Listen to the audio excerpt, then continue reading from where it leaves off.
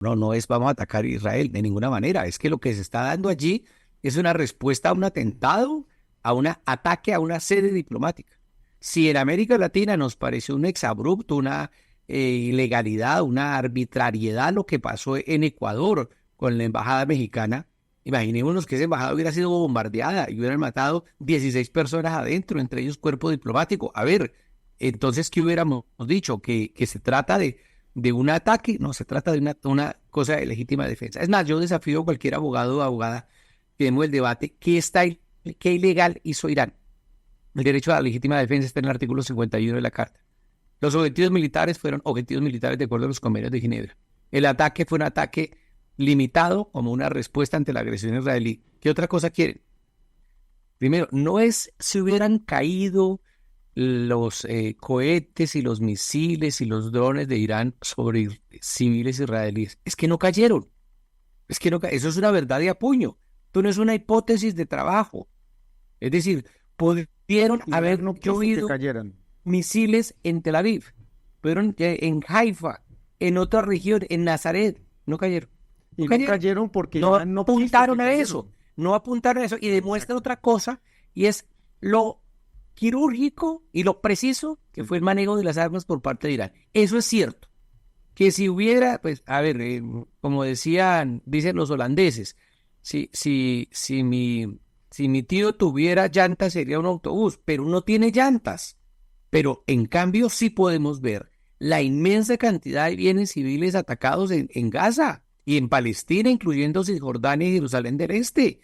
70% de los bienes civiles de Gaza han sido destruidos. No hay una universidad en pie. Han atacado casi todas las ambulancias. Atacaron 3 carros asesinando a su tripulación de personas de una ONG internacional que le habían avisado al gobierno de Israel, mire, vamos a estar en tales carros, en tal ruta, y fueron asesinados.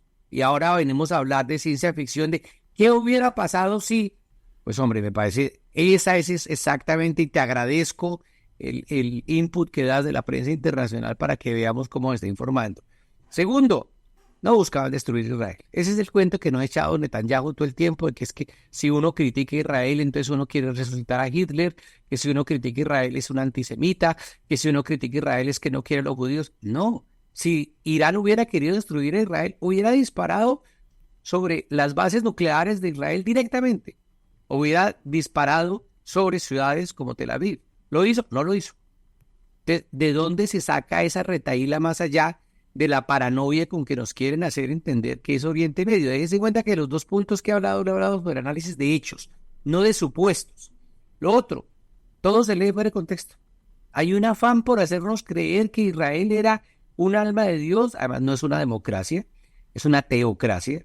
Israel fue creado en el año 1948, pero fue creado fruto de un proyecto político que empezó a finales del siglo XIX, antes de que Hitler naciera. Cuidado con eso, porque aquí le dicen a uno, no, es que Israel fue creado por el holocausto. No, el plan de crear Israel nace a finales del siglo XIX, no tiene nada que ver con el holocausto.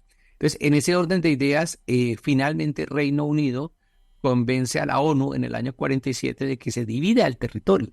Entonces se plantea partir el territorio de la histórica Palestina, dándole una mayor cantidad a Israel y una menor cantidad a los palestinos.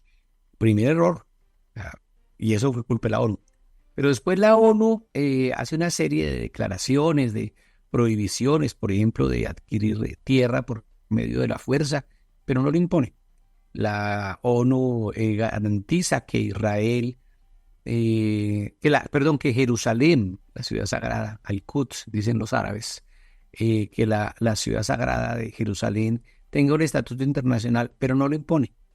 Israel después empieza a construir barrios de judíos solo para judíos en territorio palestino a partir del año 67, pero aunque es una ilegalidad, la ONU no hace nada. En el año 82, la ONU le pide a Yasser Arafat que abandone el Líbano con sus milicianos, y Arafat lo hace. Y 3 semanas después, cuando ya no hay ningún miliciano alrededor, llega a Israel, rodea los campos de Sabra y Chatila, y las milicias maronitas hacen una masacre de más de 3.000, 3.500 personas. Eso lo hizo la ONU. Le prometió a Arafat, que iba a cuidar a los civiles, y no lo hizo. Y ahora la ONU ha caído en una actitud de que le han matado más de 150 miembros de UNRWA y sin embargo permanece más preocupada por qué le puede pasar a Israel que lo que le pasa a Irán. Conclusión, la ONU ha sido parte del problema y no de la solución. Eso no es ninguna novedad, ya lo vimos en Yugoslavia, en Sahara Occidental, en muchas partes del mundo donde no cumplen sus tareas, Birmania, por ejemplo. Y la segunda cosa es que la ONU está demostrando una vez más su fracaso estrepitoso.